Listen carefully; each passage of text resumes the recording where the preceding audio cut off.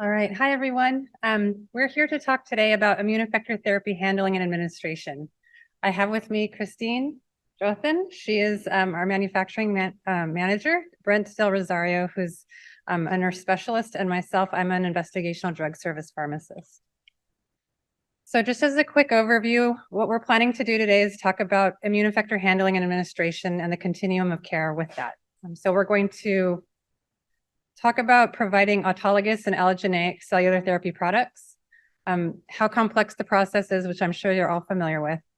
Talk about the different roles and responsibilities with lab, pharmacy, and nursing, and how we work in tandem, and to walk away with the important factors to consider while handling this therapy: confirmation of identity, confirmation of dose, route, and schedule, maintaining the pedigree so you know where your product has gone to and from, and proper handling and disposal after dose administration. I'm going to hand it off to Christine now. So some of the examples of the cellular therapies that we've seen come through our ACTL have been the immune effector therapy cancer treatments, which we've focused a lot on during the presentations, the T-cell natural killer cells, cytokine-induced killer cells, CAR T, and then we've also have also been dealing with other types of cellular therapy that are allogenic, for instance, MSCs, neuronal cells, HESCs, induced pluripotent stem cells, and spinal cord neural stem cells.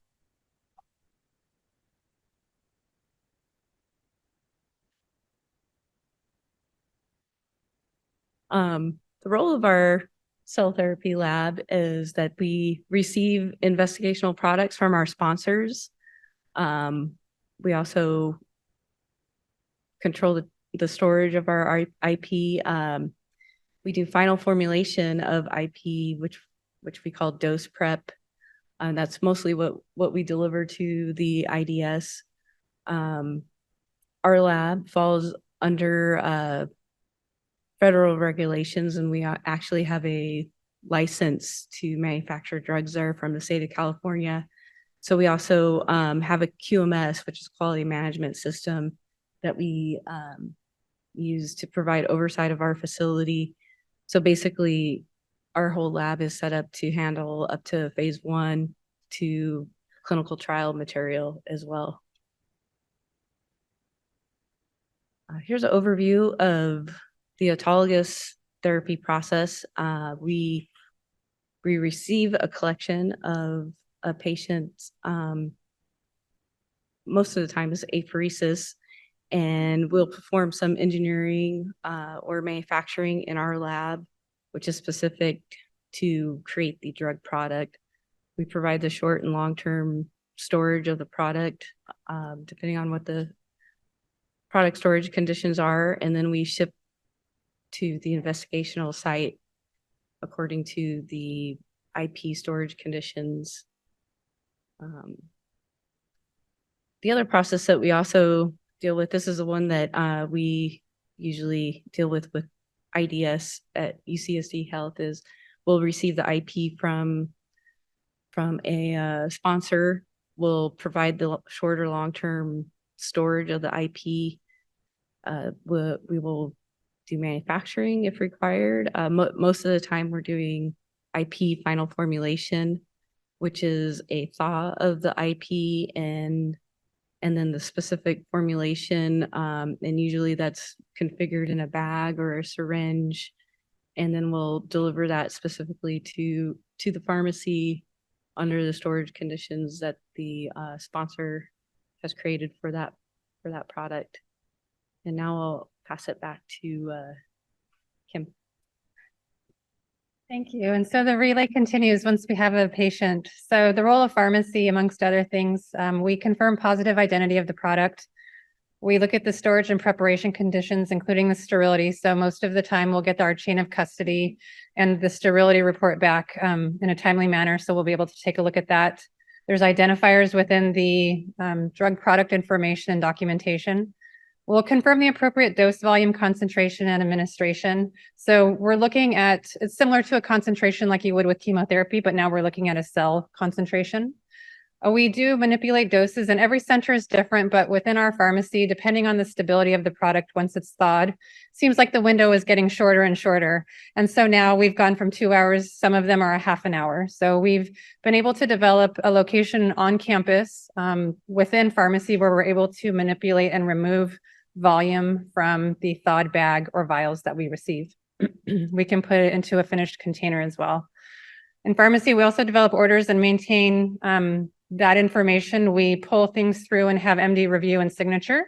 We work closely with our APPs as well to make sure we have a consistent treatment plan for supportive care as well. We developed monitoring parameters, when to hold a dose, when to give a dose. Majority of the time we're giving lymphodepletion as well, unless we're looking at a non-oncology setting. We help with monitoring of the patient. So we're looking at daily labs, supportive care again, infection prophylaxis, those types of things.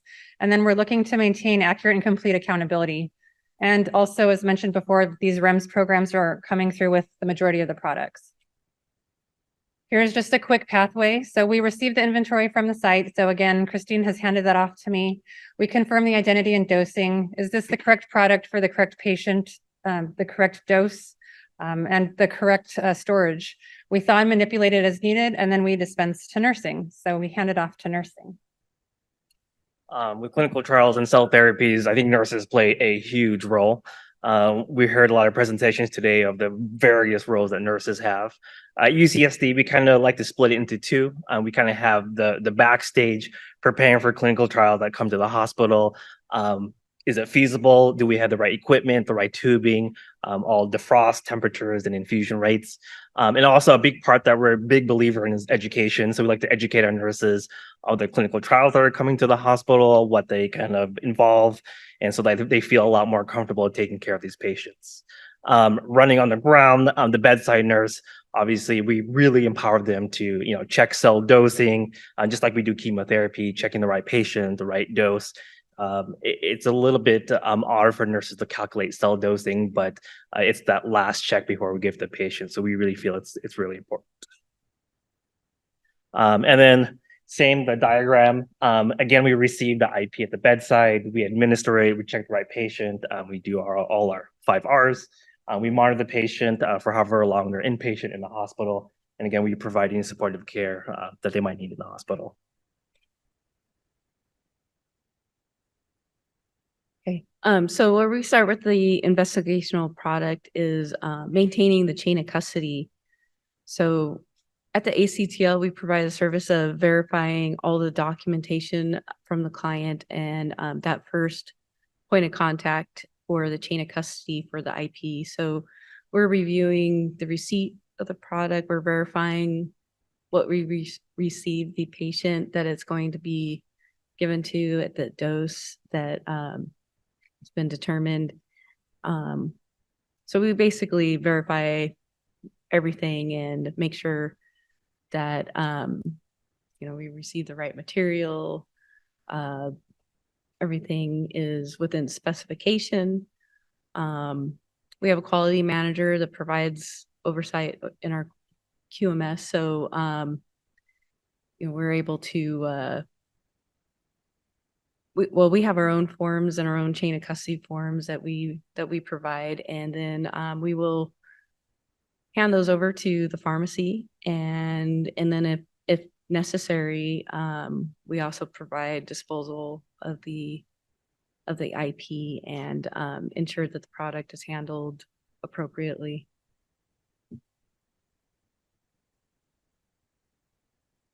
So another point we wanted to touch base on is the chain of identity. So we always want to make sure that we are providing the correct product to the correct patient. A lot of these are autologous. So it is truly important to make sure it's that one and only product. So just a quick background, there's a non-for-profit governmental standards body known as ICBA. I just call it ICBA. I have the information down at the bottom for the acronyms, but they have a standard called ISBT 128. And what they do is they have reference tables and databases to help determine technical tracking of these products. And so essentially it's a worldwide project that allows for numbering for all of these collections. And so you know that you have a one and only when you're looking at what's known as a DIN number. And so the DIN number has a facility ID number, so you know where it came from. There's a year component, so you know when it was collected.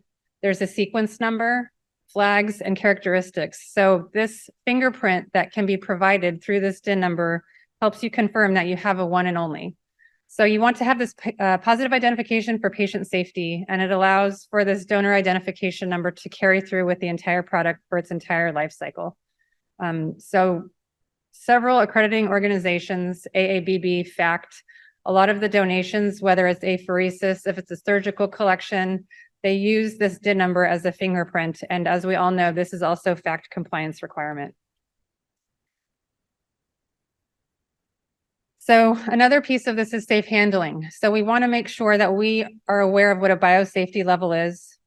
Usually there's a biosafety committee that's evaluating all of these products, and depending on how they're prepared to determine how they should be handled safely, not just for the patient and those in the area when doses are administered, but for those that are handling, thawing, administering, manipulating. Lots of times we do have closed systems. We try to maintain a closed system for sterility and for maintaining safety in the area. One other thing to be very familiar with before you start handling any of these products is also to be very familiar with the waste stream. When I'm done with this product, where do I put it? What is the color of the container? Where does that go? Just so that you're aware of how to handle a spill if something were to happen. To educate prior to is something that we have found that is truly important.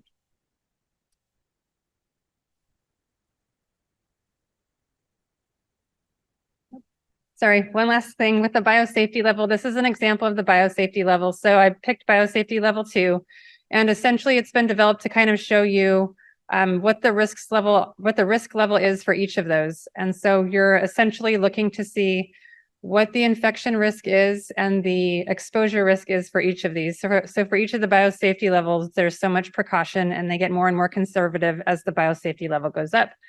So many times if it's a biosafety level 2 and there's a handling requirement, depending on how that product was developed, staff that is handling that may be offered immunization to minimize risk in case of accidental inoculation. There are sharps containers. A lot of times with biosafety level 2, we use safety needles that have the plastic sheath that goes on top for you're not having to recap. And any substance that might be associated with human disease, whether it's attenuated or not, and that will also dictate the biosafety level as well. So looking at the processing, where it came from, and how to handle that safely, the biosafety level will help guide you through. Now, these apply to investigational agents. A lot of times when we get into commercial products, it's a very gray zone where there are some package inserts that do recommend a biosafety level, but these have not been established. And just kind of to wrap everything together, this is a list of preparation, administration, and disposal. I won't read to you. I know it's Friday afternoon, but I kind of want to point out that to prepare and administer and dispose of IPs, it involves pharmacy, lab, and also nursing. So I kind of want to point out that we're here presenting together because it really is a group effort, and we really need to work together because there are times where I'm like, Christine, we need certain bags because we need certain tubing that we can use. So while you're reading this, kind of point out that, you know, teamwork is the only way to get this done. So putting this all into practice. So what we have found works really well is to review the treatment information. It's great on day of to have just-in-time training, but as a core team, I know we all talk about things in advance as much as we possibly can so that we're ready to go. This usually is a pivotal time when they're developing the protocol, but also when we get patients that are in screening so that we can minimize the surprises. We can determine what the potential adverse events are, what supportive care is needed, pre and post medications, obviously confirmation of identity. And it's different at every institution, but we have cross checks at our institution. We have dual pharmacist, a pharmacist and a nurse and a nurse, and that happens throughout the pedigree of the product. We also look to understand the biosafety levels, what to do in case of a spill. When we're thawing at bedside, we all talk with one another, letting the other one know who's doing what and how we're moving forward with it.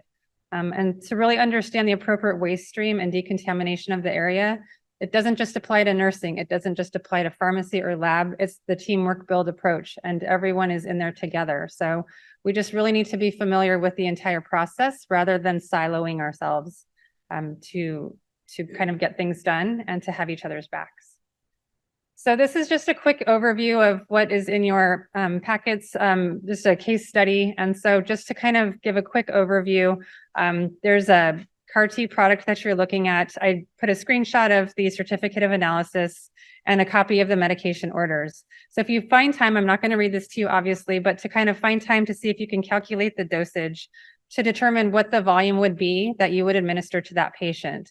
So a lot of times what will happen is we'll get bags that have overage in them when we're trying to determine the volume to give. So it's very similar to a milligram per milliliter dose. So find the best way to kind of work through it and see if you can do ratios. If you wanted to start at the very bottom with straight milligram or cells per milliliter, or if you wanted the full volume. And things to remember on day of therapy for day 0, the delivery time of the cell product. A lot of this is pre-medication and knowing the thaw time and the stability time. What are some of the access points? What kind of line are we going to use? What type of infusion set? What is the timeline for the team and the product pathway? It's not like I can go into the orders and just presume that everybody's going to be ready at 11 o'clock because that's the time that I'm entering into the order. We need to talk with one another. Many times it's the 3 of us or our coworkers in those same departments that are asking, what does your day look like? We were thinking about pre-medicating at 11. What do you think? That back and forth consistency is a huge, huge deal. So I think regardless of what's in the slides, please know that what's worked best for us, which I'm hoping works well for you, is to have that multifaceted approach and just to keep the lines of communication open, because that contributes to the success of the team and especially for the patient care. So with that, we'll take any questions. Or I'm sorry, not yet. Thank you. Hi, I'm Rick Bertram, and I'm the manager for the stem cell processing lab here at City of Hope. And I'm just going to go over a quick overview of the key differences and contrast by all the information you just heard with how we handle our products in cell therapy here at City of Hope, where the stem cell lab handles the majority of the products themselves and the handling of the final product and the apheresis after collection. So like we've already talked about, chain of custody is very important. And so stem cell lab is highly involved with the beginning of apheresis collection up into that's been shipped out into the manufacturing and then returned as a final product in infusion at the bedside. So it involves stem cell lab, therapeutic apheresis, nurse coordinators, and the pharmacy who does the procurement portion of the cell products for standard of care. So the role of the cell therapy here is sampling apheresis products for cell counts and sterility per manufacturer protocol. So some of the research products, they require us to do cell counts or make sterility tests prior to shipping it for manufacturing.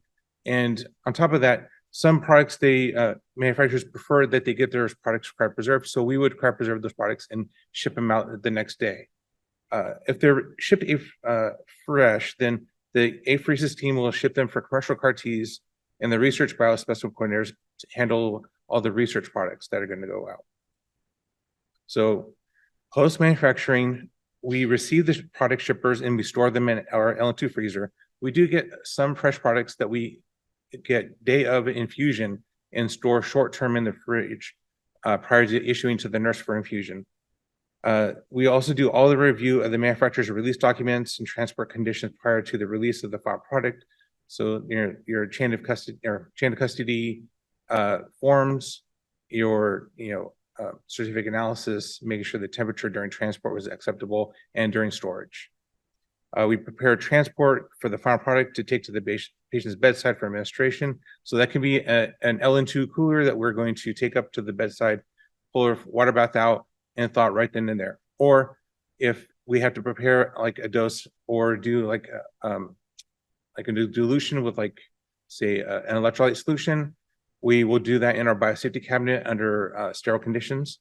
There are a few exceptions where we will need to do a dose preparation at bedside for, sometimes we have a very short stability time from end of thaw to end of infusion, like 20 minutes, 30 minutes. And so we make arrangements for doing a needleless connection to the device, such as like a vial or a bag, to extract that dose and then immediately hand it to the nurse for infusion. And most of the time, though, the final product, though, is thought at the bedside. So it's much easier that way. When it comes to pharmacy and City of Hope, the majority of them is handled in just the procurement process with the standard of care nurse coordinators to place orders for the apheresis and the manufacturing, and handling the billing on the with the manufacturers and the patient's insurance. So they we notify the pharmacy and the coordinators at the time that we receive the cells and after infusion. We also handle a lot of the portals, like we discussed earlier, for the final receipt, and then the infusion documentation for the manufacturer as well. And that also includes research products as well. Many of the research sponsors require us to enter into portals to update, for when we receive products, and then the conditions, getting temperatures, that kind of thing. And we're also getting what they call off-the-shelf products. So we'll be getting products that are not collected for a specific patient, but have been genetically modified so they can be infused to any patient that that needs it. So those have become a little more tricky because they don't have the chain of identity and chain of custody that you would see for a apheresis patient that's being collected, has their own den, their own chain of identity that's been issued to this by the sponsor. And so we have to manage the vials themselves and keep track of them. It's just much different than we would find for most of our products. And then the other thing is, of course, if a CAR-T product, like a Kymriah or Yescarta, doesn't get infused or the patient passes away, we coordinate with the pharmacy to handle the discard and get reimbursement for the product with the pharmacy. And so that's the end of my slides here. Thank you.